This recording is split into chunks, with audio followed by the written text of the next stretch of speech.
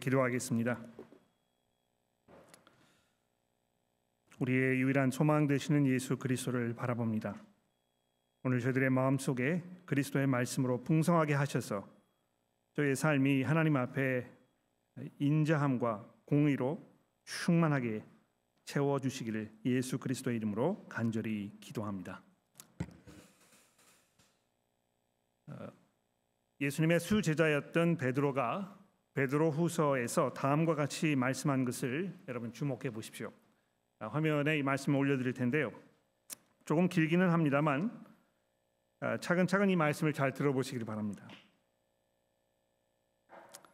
사환들아 범사에 두려워함으로 주인들에게 순종하되 선하고 관용하는 자들에게만 아니라 또한 까다로운 자들에게도 그리하라.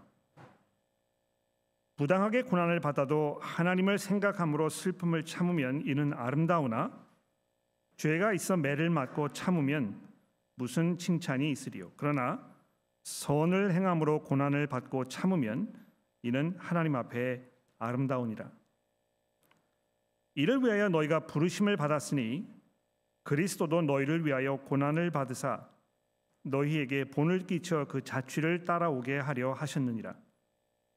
그는 죄를 범하지 아니하고 그 입에도 거짓이 없으시며 욕을 당하시되 맞대어 욕하지 아니하시고 고난을 당하시되 위협하지 아니하시고 오직 공의로 심판하시는 이에게 부탁하시며 친히 나무에 달려 그 몸으로 우리의 죄를 담당하셨으니 이는 우리로 죄에 대하여 죽고 의에 대하여 살게 하려 하심이라. 강한 자만이 살아남는 사회임과 동시에 또 살아남는 자가 강한 자라고 인정해주는 사회 속에 우리가 살고 있습니다. 이런 사회 속에 살고 있는 우리들의 마음 속에 방금 읽어드린 이 베드로후서의 말씀이 어떤 임팩트를 주고 있는지 우리 한번 생각해 봅시다. 이 강한 자만이 살아남는 우리 사회에서는 항상 이 힘 있는 사람이 약한 자를 지배하는 구조가 되어 있기 때문에 어떻게 해서든지 힘을 기르고 그것이 경제적인 힘이든 또는 사회적 지위든 아니면 물리적인 힘이든지 어떻게 해서든지 힘을 길러서 그 힘을 바탕으로 내가 원하는 것을 내 손에 움켜쥘 수 있고 그것을 마음껏 누리는 권리를 쟁취하는 방법으로 우리가 우리의 행복을 추구하려고 합니다. 그래서 우리 사회는 약한 자들이 항상 이 눈물을 머금고 수모를 참아야 하는, 그래서 피눈물 나는 매우 비정한 사회일 수밖에 없는 것입니다. 이것이 자본주의 사회에서 벌어지는 어쩔 수 없는 사회악이라고 생각이 되는데요. 이 자연히 생존 경쟁이 심해지고 서로에 대한 배려나 공동 이익 등과 같은 개념은 이 한낱 배부른 사람들의 말장난에 불과하다고 여겨질 수밖에 없는 것입니다.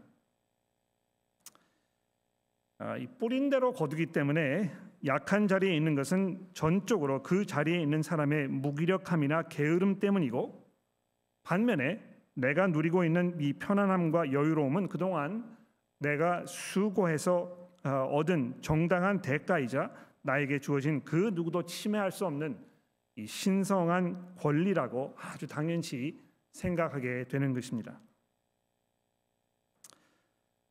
동시에 우리 사회는 끝까지 살아남는 사람이 강한 사람이라고 생각하지 않습니까? 살아남기 위해서는 어떤 것을 할 수 있다는 대단히 무서운 그런 생각입니다. 원칙보다는 변칙과 편법을, 또 끝이 중요하기 때문에 타협은 물론이고 불법도 한 가지의 방법의 이 옵션이라고 이렇게 생각하게 됩니다. 그래서 권모술수에 능하고 수단과 방법을 가리지 않기 때문에 누가 언제 나를 자신의 욕심을 채우기 위한 수단으로 악용할지 몰라서 항상 남의 시선을 의식하는, 그래서 결과적으로 역시 우리 사회를 이 비정함에 찌든 사회로 전락시키는 이런 생각입니다. 우리 사회가 강한 자만 살아남는 사회이든지 살아남는 자가 강한 사회로 인정해주는 사회이든지 결과적으로 이 무자비함, 또 약삭 발음, 권모 술수, 목적이 수단을 정당화한다는 생각으로 얼룩진 우리 인간 사회의 슬픈 현실을 동시에 보여주고 있는 것입니다.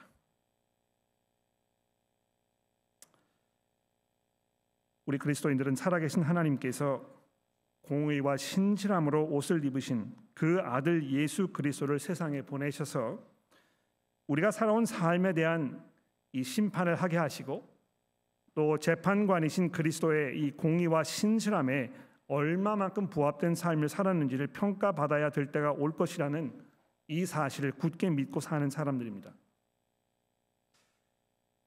예수께서 하나님 나라의 주인으로 그 나라를 다스리는 왕으로서 이미 공의와 신실함으로 사는 것이 어떤 것인지를 우리들에게 친히 보여주셨다고 아까 읽어드린 이 베드로후서의 말씀이 우리에게 증거하고 있습니다. 그런데 오늘 본문 말씀인 이 사무엘상 24장부터 27장의 이 말씀은 예수께서 이 세상에 오시기 이미 약 1000년 전쯤에 하나님께서 이 다윗이라는 사람을 통해서 하나님께서 구상하고 계셨던, 그분께서 가지고 계셨던 그 나라의 실체가 어떤 것인지를 여러분과 저에게 보여주고 계십니다.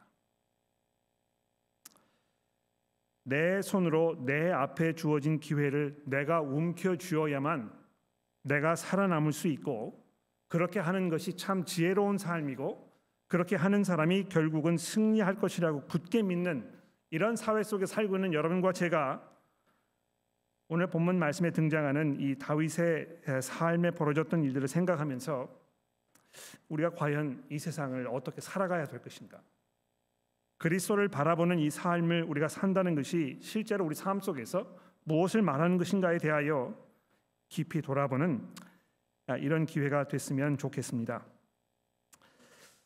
자, 24장의 말씀을 먼저 한번 보시기를 바랍니다. 이 본문 말씀을 잘 봉독을 해주셨으니까 이 내용 전체를 제가 다시 한번 반복할 필요는 없는 것 같고, 여기 중요한 그 개념이 무엇이겠습니까? 하나님께서 사울을 굴에 들어가게 하셨는데 마침 그 굴에 다윗과 다윗의 부하들이 머물고 있었고, 아마 사울의 목숨을 취할 수 있는 그런 상황 중에 최고의 상황이 아니었나, 이렇게 짐작이 되는 이런 상황이 소개되고 있습니다.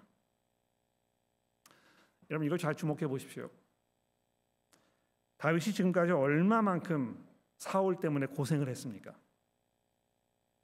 아마 사울이란 이름을 듣기만 해도 치가 떨렸을 것이지 않겠습니까?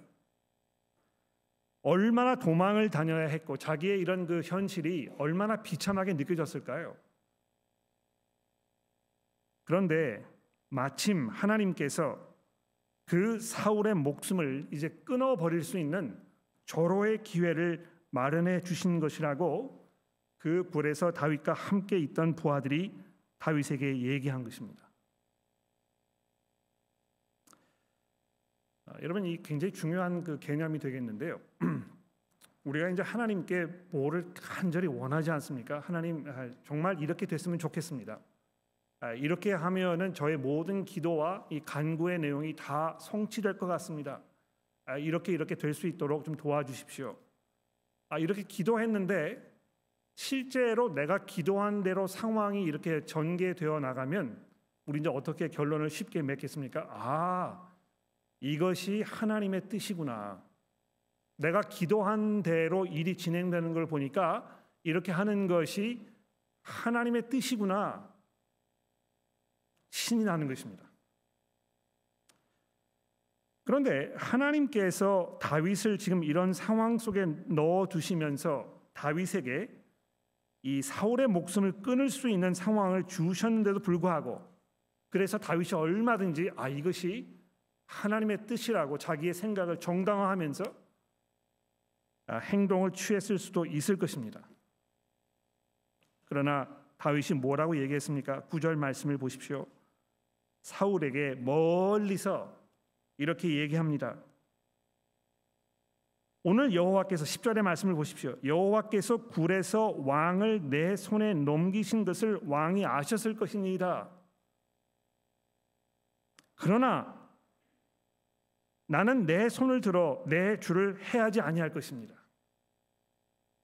내가 원하는 대로 상황이 진전이 되고 내가 내 생각대로 이것을 취해서 당신의 목숨을 끊어버리고 내가 당신을 대신하여 이 왕 자리에 올라가는 이런 행동을 내가 내 손으로 한다고 하는 것은 내가 상상할 수 없는 일입니다. 내 손으로 왕을 해하지 않겠나이다. 이렇게 12절에 얘기합니다. 여기 보시면 여러분 이제 이거를 금방 픽업을 하셨는지 모르겠는데 다윗이 계속해서 자기의 손을 얘기하고 있습니다. 그렇죠? 10절에 보시면 나는 내 손을 들어 주를 해하지 아니하리니, 또 11절에 보시면 내 손에 악이나 죄가 없는 줄을 오늘 아실지니라. 또 12절에 보십시오. 내 손으로 왕을 해하지 아니하겠나이다. 여러분과 저의 이 손, 이것이 우리의 마음의 상태를 대변해 주는 그 도구라고 생각이 됩니다. 그렇지 않습니까? 내가 뭐를 내 손에 쥐려고 하는가, 내가 무엇을 놓으려고 하는가, 내 손이 지금 누구와 손을 맞잡고 있는가, 내가 이 손에 뭘 쥐려고 하는가, 이런 것들을 보게 되면 우리 마음속의 상태가 그대로 드러난다는 것입니다. 어떤 면에서는 우리가 이 입으로 내뱉는 이 말들 속에도 우리의 속 사람의 모습이 그대로 드러나게 되어 있는데요. 내가 지금 내 손에 쥐고 있는 것이 무엇인가, 이것도 역시 내 마음의 상태가 무엇인가를 고스란히 보여주는 것이라고 생각합니다. 그런데 다윗이 반복적으로 여기에서 거듭거듭 이야기하기를 내가 내 손으로, 즉 내 방법으로, 내 뜻대로, 내 생각에, 나의 합리적인 이 사고와 이성으로, 내 경험으로 이 결정하지 않을 것입니다. 하나님께서 세우신 이 왕을 내가 대적하는 것은 결국 하나님을 대적하는 것이라고 내가 굳게 알고 있기 때문에 비록 이것이 내 삶을 일시적으로 불편하게 하고 내가 당분간 엄청난 대가를 치르는 한이 있더라도 나는 내 손을 들어서 나 편하겠다고 옳지 않은 일을 하지 않을 것이라고 다윗이 얘기했던 것입니다.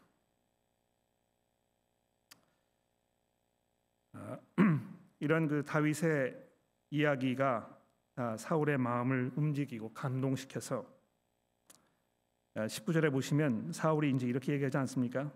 내가 오늘 내게 행한 일로 말미암아 여호와께서 내게 선으로 갚으시기를 원하노라.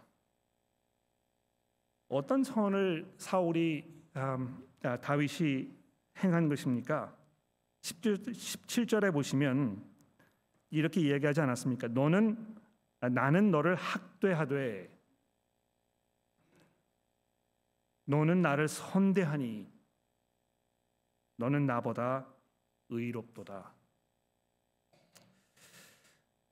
나를 학대하는 사람을, 나를 못 살게 구는 사람을, 내 삶을 어렵게 만드는 사람을 우리가 선대하고 그를 돌보고 그를 헤아려 하지 아니하고 오히려 손을 들어서 그 사람의 것을 취하려고 하지 아니하는 이런 일이 얼마나 어려운 일입니까?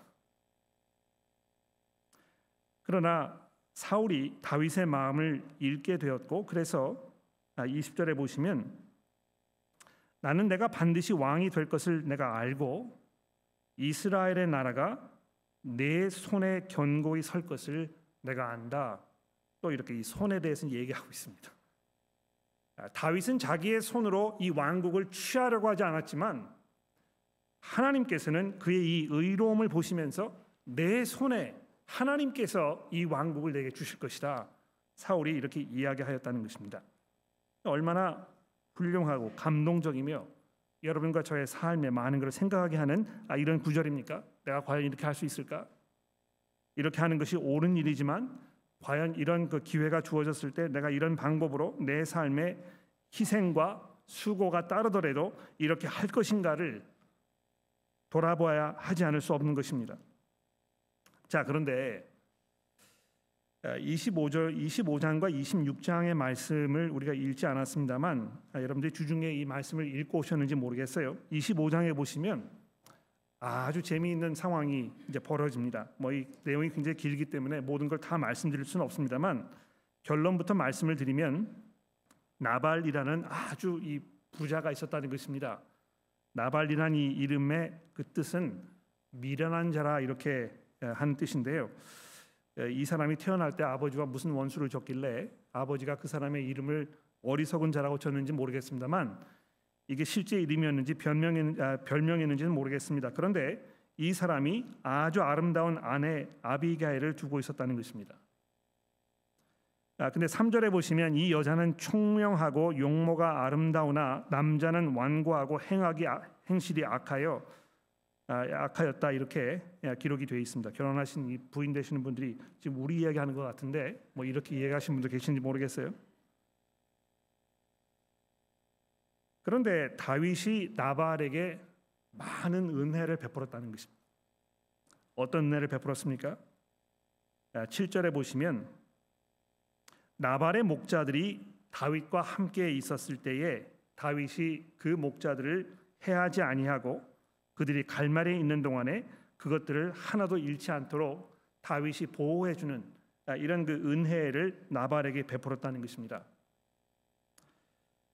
내가 누구에게 은혜를 베풀면 물론 너그러운 마음 때문에 이제 그렇게 하겠습니다만 종종 그런 생각이 들지 않아요? 내가 이제 은혜를 베풀었으니까 내 필요가 생겼을 때 내가 도움을 구해야 될 때가 됐을 때 그 사람에게 찾아가면 당연히 나에게 어떤 그 은혜를 되갚아 주지 않을까 이런 기대가 다윗에게도 있었던 것 같아요.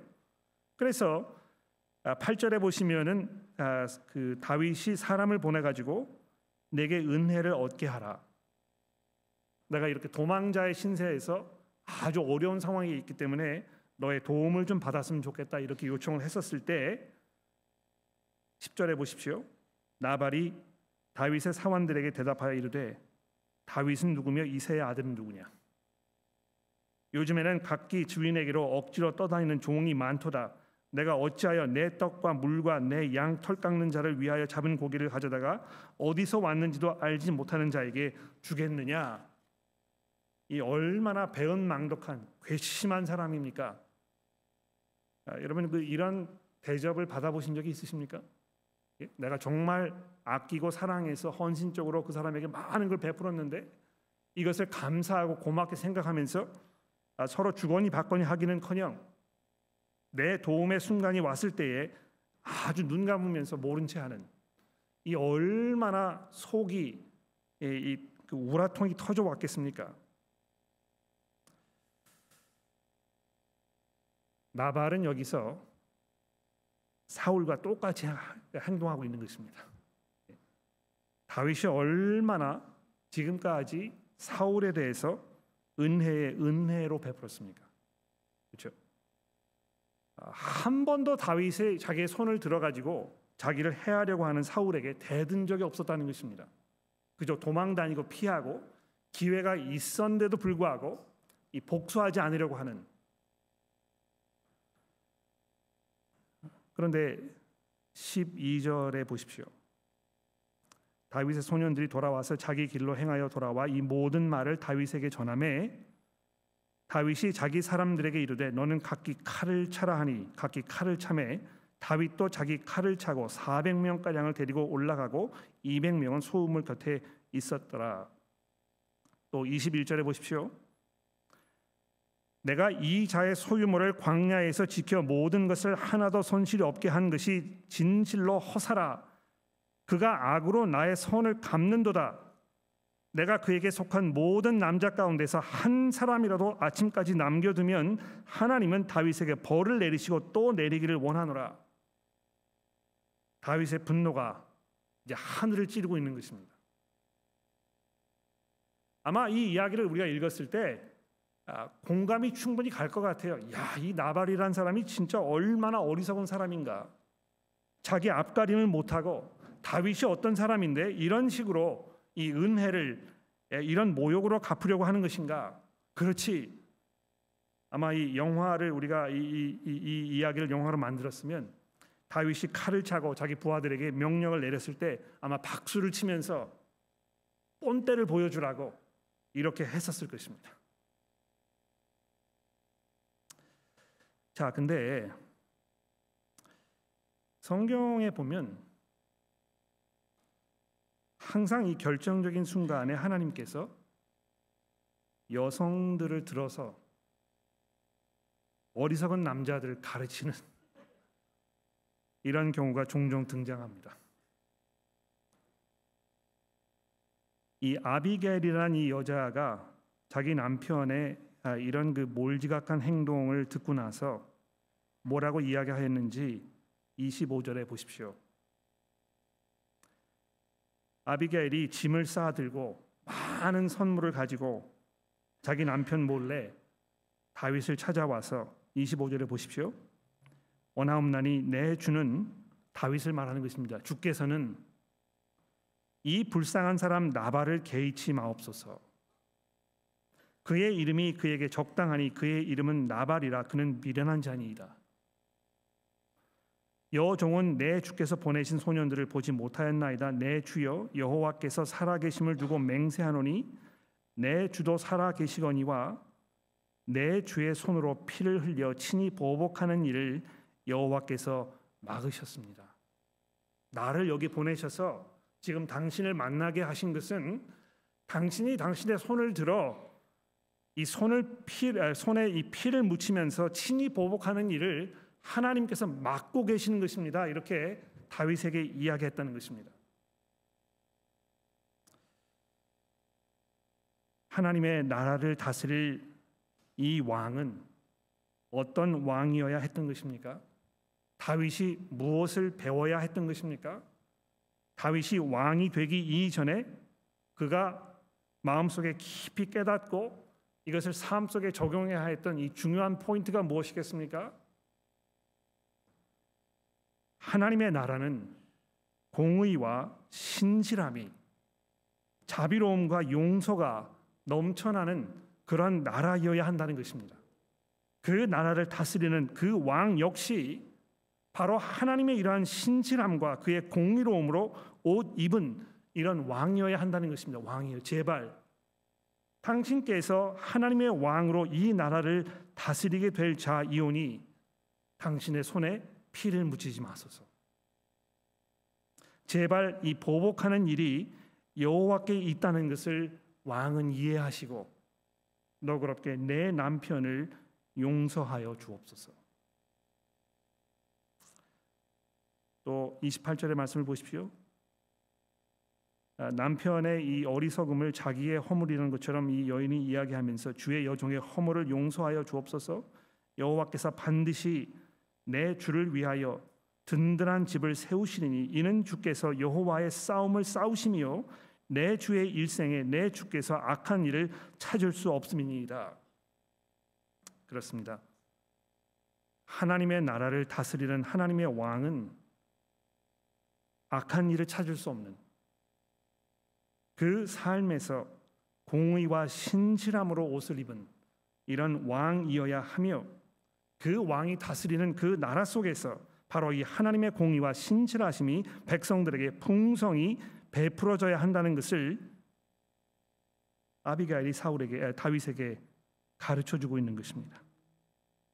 31절 말씀해 보십시오. 내 주께서는 무고한 죄를 흘리셨다든지 내 주께서 친히 보복하셨다든지 함으로 말미암아 슬퍼하실 것도 없고 내 주의 마음에 걸리는 것도 없으시리니 다만 여호와께서 내 주를 후하게 대하실 때에 원하건대 내 주의 여종을 생각하소서.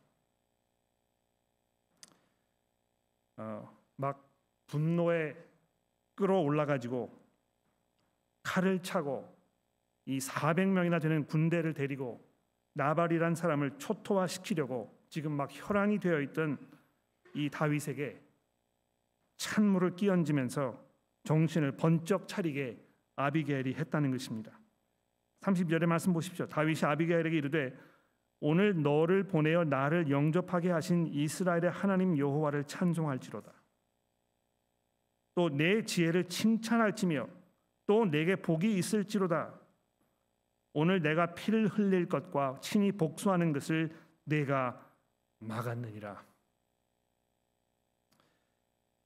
아마 이것은 내가 이제 이 이스라엘의 왕으로, 하나님의 나라를 다스릴 그 왕으로 올라가기 이전에 배워야 할 가장 중요한 이 사실을 내가 배우게 된 것이라고 지금 아비게일에게 이야기하고 있는 것 같습니다.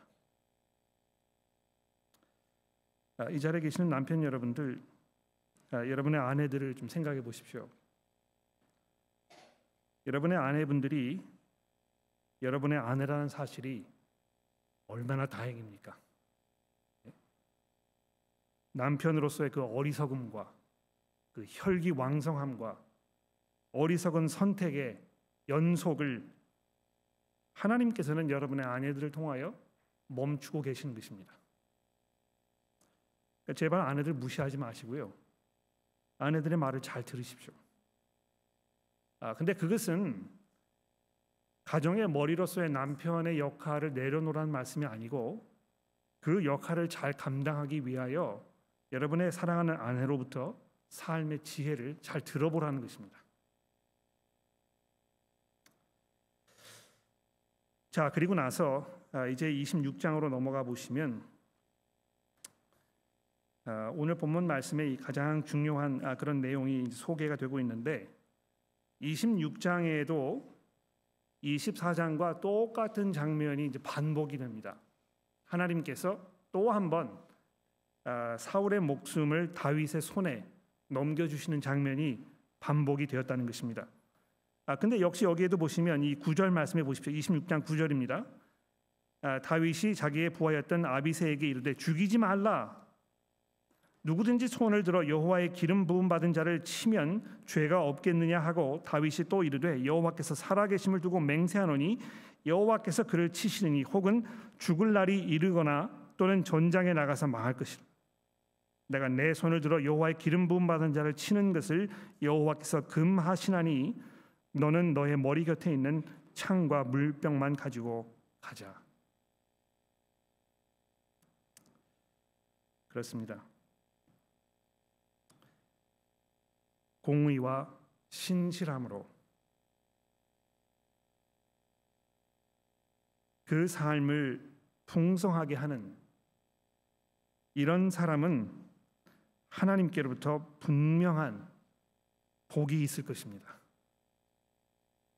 비록 그것이 이 땅에서 누리는 복이 아닐지는 모르겠지만 이런 삶을 삶으로 인해서 이 세상에서 손해를 보는 것 같고 피해를 입는 것 같고 내가 다른 사람보다 뒤지는 삶을 사는 것처럼 조바심을 가지게 될지 모르겠습니다만 예수께서 뭐라고 말씀하셨습니까? 먼저 된 자가 나중될 것이지만 하나님의 나라에서는 나중된 자가, 즉 이 세상에서 가장 보잘것없는 것처럼 보이는, 가장 나약한 사람으로 보이는, 그저 다른 사람들에게 항상 손해를 입고 이 보잘것없는 사람처럼 미움을 당하고 업신여김을 당하던 이런 사람, 즉 공의를 위하여 약삭 빠르고 계산 잘하고 어떻게 해서든지 간에 손해를 보지 않으려고 발버둥 치지 않는 이런 모습을 보이는 사람 하나님께서 사랑하시고 귀하게 여기셔서 하나님 나라의 귀한 존재로 삼으실 것이라는 것입니다. 26장 이 23절 말씀을 보십시오. 다윗이 사울에게 이렇게 얘기합니다. 여호와께서 사람에게 그의 공의와 신실을 따라 갚으실 것입니다. 여러분 이걸 믿으십니까? 하나님께서 공의와 신실을 따라 사는 그 사람에게 하나님의 공의와 신실함으로 그 사람을 갚아주실 것이라고 여러분 믿으시는 것입니까? 이는 여호와께서 오늘 왕을 내 손에 넘기셨을 때 나는 손을 들어 여호와의 기름 부음 받은 자를 치기를 원치 아니하였음이니이다. 오늘 왕의 생명을 내가 중히 여긴 것 같이 내 생명을 여호와께서 중히 여기셔서 모든 환난에서 나를 구하여 내시기를 바라나이다. 이 얼마나 훌륭한 얼마나 감동적인 이런 기도입니까? 내가 전적으로 하나님을 신뢰하며 내가 끝까지 나의 모든 삶을 하나님께 맡겨드릴 것입니다.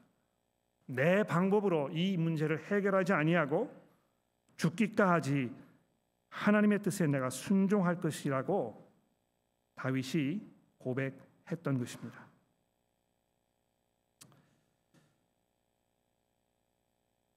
그는 근본 하나님의 본뜻이나 하나님과 동등됨을 취할 것으로 여기지 아니하시고 종의 몸을 입어 이 땅에 오셔서 죽기까지 순종하셨으니 곧 십자가에 죽으심이라.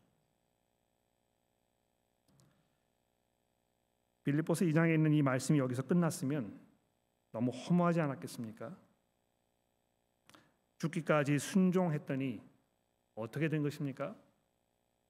모든 사람들의 기억에 사라지고 업신여김을 당하고 웃음거리가 되어서 창피 속에 그 이름이 영원히 파묻혀버리는 이런 상황으로 전개된 것입니까? 아닙니다.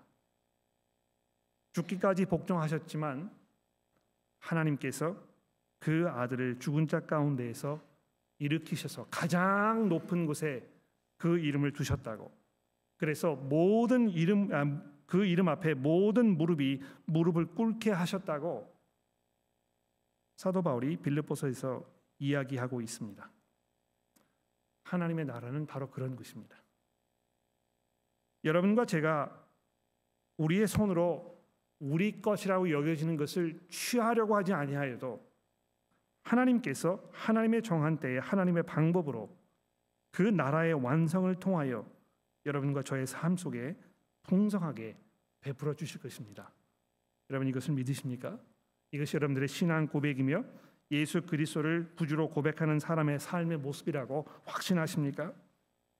물론 여러분과 저는 삶 속에서 많은 이 유혹이 있을 것이고 때로는 그 유혹을 이기지 못하여 우리의 방법으로 우리의 어려운 일들을 해결하고 할 것입니다.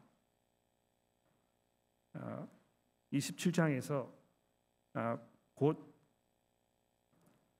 다윗의 실패의 시작이 서서히 고개를 드는 장면이 소개되고 있습니다. 다음 주에 우리가 27장과 더불어서 나머지 부분을 자세히 살펴보게 될 텐데요. 이렇게 오랜 이 고난과 역경을 통해서 그를 연단시키시고 준비시키시면서 그에게 깨닫게 하시고 하나님의 나라의 참된 모습을 가르쳐 주셨습니다만 결국에는 다윗도 그것을 이겨내지 못하고 그도 역시 몰락의 길을 걷지 않았습니까? 그러나 광야에서 40일을 금식하시면서 사탄의 유혹을 받으셨던 우리 주 예수 그리스도의 모습을 보십시오. 끝까지 단 한순간도 단 한 번도 자기의 손으로 하나님의 나라를 취하려 하지 아니하시고 하나님께 모든 것을 의탁하셨던 우리 구주 예수 그리스도의 그 신실함과 그분의 공의 가운데 여러분의 삶이 풍성하며 은혜가 넘치는 삶이 되시기를 간절히 기도합니다. 기도하겠습니다. 하나님 아버지, 하나님의 나라가 우리에게 가르쳐주는 이 새로운 삶의 모습이 얼마나 복되며 얼마나 훌륭하며 얼마나 풍성하며 얼마나 놀라운 것인지 우리가 다시 한번 돌아보게 됩니다. 복수로, 미움으로, 시기로, 질투로 얼룩져 있는 이 세상에서 저희들을 지켜주시고 공의와 신실함으로 매일매일의 삶을 살아가며 우리 삶에 있는 모든 어려운 것들을 주께 온전히 의탁할 줄 아는 그리스도의 참된 백성으로 저희를 인도하여 주옵소서. 예수 그리스도의 이름으로 간절히 기도합니다.